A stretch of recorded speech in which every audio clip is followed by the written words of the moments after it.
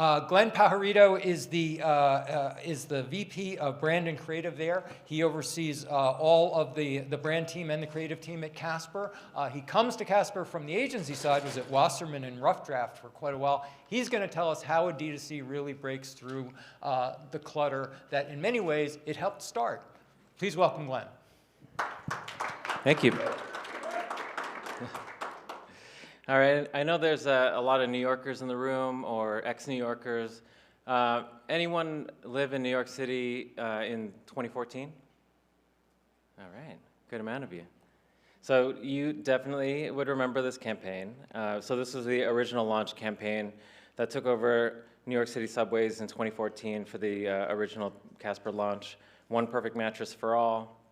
At that time, I was maybe in my third year living in New York, working on Madison Avenue as a creative director. I would see these things every day, commuting up the 6 train from the East Village up to Midtown. And it was just this ubiquitous ad campaign that, at the time, startups did not advertise on the subways like they do now. Now, any kind of hot new startup, you're gonna find out about it on the subway more before you find out about it like through your Instagram feeds. It's really interesting.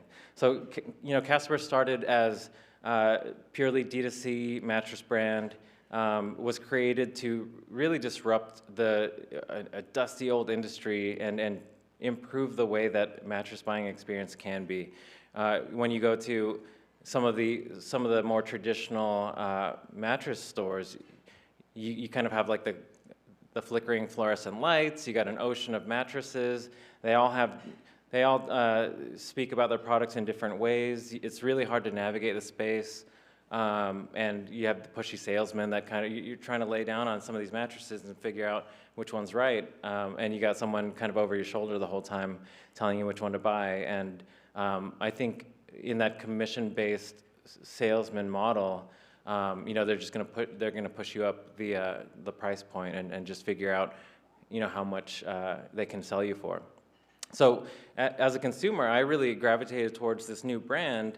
One being that I identified at that point as a New Yorker, being my third year at that point there, and I didn't want to go to any of the mattress stores in the city, and I immediately connected with this brand. So a couple months after this campaign launched, I eventually bought a place in Brooklyn and moved in with my girlfriend. So it's a perfect buying decision and time to buy a new mattress, to upgrade from my full-size IKEA mattress, which is awful, and then try out this brand. And I bought one based off of this campaign, based off of this illustration, not a photo of the mattress, never had to touch the thing, didn't have to see a bullet-pointed list of all the features and innovation.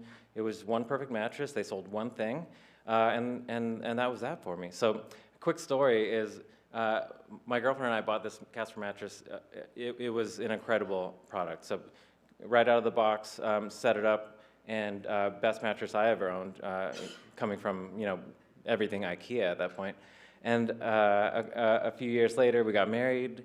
A year after that, we had our first son, and we had a home birth at home. And he was actually delivered on the Casper mattress. So I have photos of the birth here. I'm just kidding. When I was interviewing at Casper, one of the founders, I told that story to one of the founders, and he's like, "That's not covered by the warranty." So Casper really making the bed-in-the-box startup and the bed-in-the-box business model ubiquitous. There was really not a lot of competitors at the time. So there's this wide open space, a lot of latitude to really experiment with brand building. So there wasn't a lot of choose us over the next brand. It was only Casper in this regard, in terms of one product for one very specific audience, which was millennials living in New York City. So really easy audience, really targeted audience to reach with one product. So everything around it was really more about this cultural shift of growing the importance of sleep. So Casper never considered itself a mattress brand, but the first sleep company. So this was at the time of the D2C boom, and Airbnb is not a rental platform. It's a place where you can live in any city, even for just one night. You can live like a local. Warby Parker was, not a glasses company or an optometry company, but I forget what theirs was. But all of these D2C startups that disrupted traditional industries had sort of their thing, and Casper was invented and brought to life with the mission to awaken the potential of a well-rested world. So, without being in this kind of very short moment in time of not having a cluttered category, Casper did a lot of these things to really just grow the importance of sleep. And this was at a time when people would brag about how little sleep they got, about pulling all-nighters and working all weekend and talking about how busy each other was. Especially in New York City, people, that was like a badge of honor, was like how little you slept and how much you worked. So Casper created all of these different ways of communicating the importance of sleep. By the way, not branded. So Van Winkle's started as a newsletter, very early CRM program, and then a blog all about just different editorial pieces of content around sleep and around the importance of sleep. And once in a while, they'll insert a Casper ad in there. Woolly, same thing, was a printed magazine. It was a quarterly magazine, perfect bound, tons and tons of pages of content about sleep. Nowhere in there will you find a Casper logo. And these are just a few of many, many examples. On the right here, we did this can't sleep hotline. So if you woke up in the middle of the night and you couldn't sleep, you would call the number still works, by the way, if you want to try it. You could dial 1 or 2 or 3. You dial any of these numbers to hear like really boring sounds to put you back to sleep. So you could hear like the sound of dial-up internet firing up, or someone reading names, random names off of the phone book. Just really silly, like really funny stuff, which was what Casper was known for. It was just not hitting you over the head with aggressive sales tactics to buy a mattress, but more so about making the importance of sleep part of the cultural conversation, and really establishing sleep as a new pillar of wellness. So alongside nutrition, alongside fitness, really great sleep. We sleep 1/3 of our lives. If you do that really well, it can improve the other 2/3 of your lives as well. So then the category started getting crowded. It turned out the bed in the box business model was very easy to replicate. Once more bed in the box brands started popping up, Casper started to expand the product assortment. So we went from one perfect mattress to then one perfect pillow, and then one perfect set of bed sheets. So kind of one perfect everything. And that was a smart move. And when some of the other brands that started popping up were then only offering their one mattress. And at that point, we had so much brand awareness and so much brand recognition that being able to convert people on some of these secondary products was great for retargeting. It was great for people to buy a full bundle for their bedroom. And for a while, that worked well. Then, now 8 years later, this is kind of what our current assortment looks like. We went from one perfect mattress now to, it looks like 3 mattresses here, but if you look at there's a sort of toggle button at the bottom of hybrid or adding the cooling features. So we went from this all foam original mattress to adding springs as a hybrid model, and then adding cooling technology for those who tend to overheat at night. So we've learned a lot over 8 years. We have an extensive in-house team called Casper Labs, where we do a lot of R&D. We have a robot that kind of tests the durability of our new mattress features. A lot of engineering goes into what we make. So really paying attention to a lot of the things we've learned over the 8 years from the original mattress, which, by the way, is still our best seller.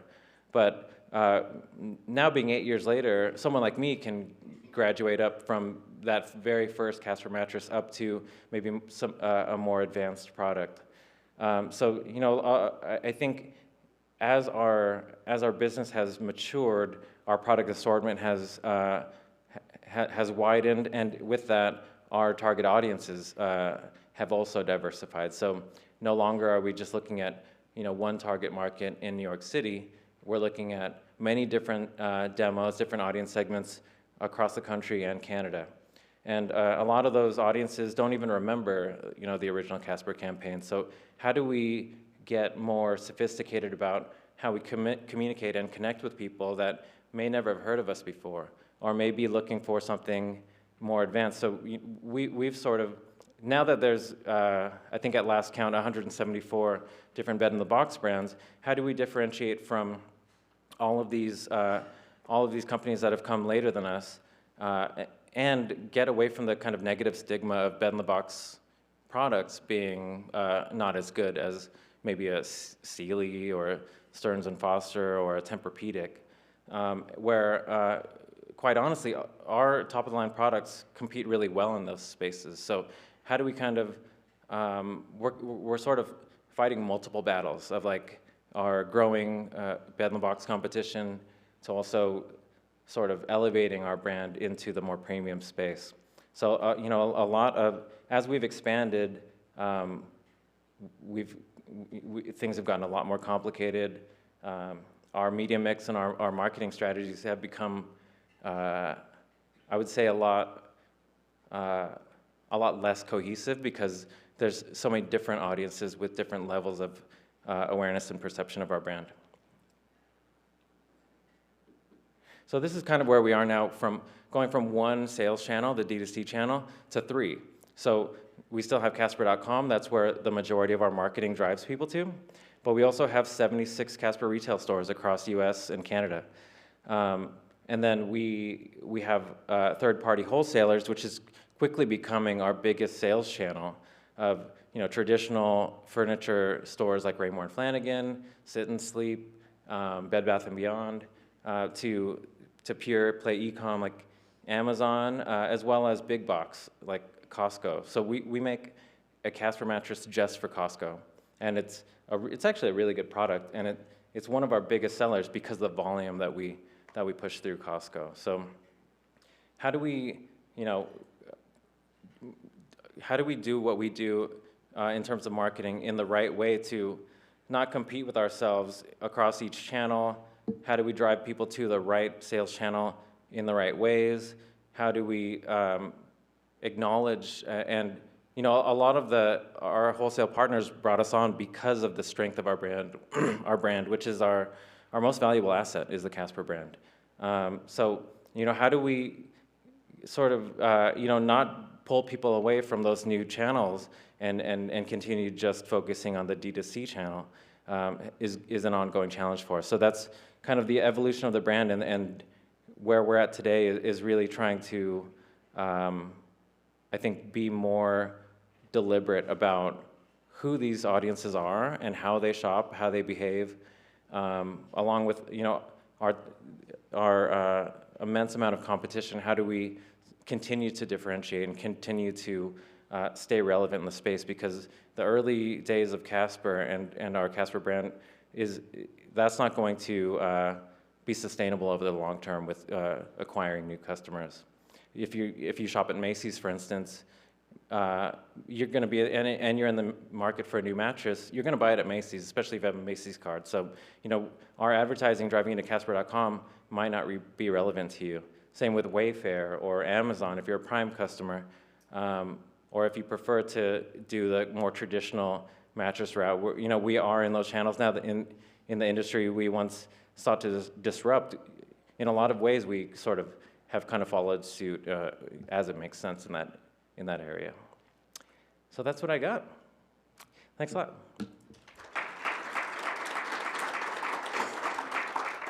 Any questions for Glenn? This one over here. Oh. Hey, Glenn. Hi. Kennedy with Clorox, and we'll be covering some of the same challenges tomorrow, but I'm curious if your strategy to expand into wholesale or retail is about different audiences across D2C and retail, or is it about just expansion and impressions, and is there a kind of a different strategy for D2C versus your retailers? There's a different strategy. Yeah, so eventually we're in the middle of kind of reworking our product assortment for the different channels. It turns out that a lot of the traditional channels, like wholesale, they prefer certain products that are kind of more sort of apples to apples comparisons with a lot of the other products on the floor, which is why we introduced hybrid mattresses in the first place. So that One Perfect mattress didn't have any springs in it. Now most of our mattresses do incorporate springs, and a lot of it is preference. A lot of it is people want more of that bouncier feel of having a layer of springs. And when you're on a sales floor, like a mattress firm, there's certain aspects of the products that are table stakes. For D2C, we could assume that a lot of a good amount of our audience are on the younger side. So price accessibility is important. Some of our more the original mattress sells really well in e-com still, where the cooling, more supportive mattresses sell better in traditional channels. Yeah. Is your media mix changing appreciably? It is. Okay. So as of Q4, linear hasn't worked really well for us. So we're shifting a lot more to connected TV. A lot of traditional channels like direct mail still work really well for us. I mentioned in the roundtable yesterday that if we can identify new movers or people that have weddings coming up, those are really good moments where people are in consideration for a new mattress. So it's a lot of these kind of new understandings over these 8 years of how we can better tailor our media mix for the right people at the right time, because you're not always in the market for a new mattress. You buy a mattress about as often as you buy a new car. Does that mean that last point you mentioned of finding sort of those moments? Mm-hmm. There are loads of other retail categories that know those moments, like movers. Right. So are you exploring those kinds of affiliations? We are, yeah. There's a good amount of our partners have different ways of identifying people who are planning to move or people who just have moved. I think direct mail is one of the has been one of the more effective channels for us in that regard, because when you have a change of address, it's much easier to identify. But in terms of some of the top funnel moments, that's where it gets harder for us. I hear about direct mail a lot over the last year or so, especially from the D2C segment. Mm-hmm. Tell us a little bit about how that works differently, or the ways in which you track it, and the ways in which you deploy it, and what role it has that may be different from the rest of the media mix. We have a couple different direct mail strategies. One is targeting certain markets that are close to Casper retail stores. So even though we have 76 across the country and Canada, that's still a pretty small amount in the grander scheme of things. So for zip codes that are in a certain radius of Casper retail, we'll serve them up with certain messaging to drive them to physical retail. For other areas where they're more likely to buy on e-com, we'll serve them up with a promo code, and most likely in line with there's like a traditional like promo cadence for the mattress industry, which we've sort of fallen into. Do they respond differently? I mean, are there different sets of customers and they respond differently through direct mail? There are, yeah. So one of our key audiences are suburban parents, and I think those are one of the segments where direct mail works a lot better. When it comes to younger professionals in large cities, it's going to be more digital channels. Glenn, thank you so much. Thank you.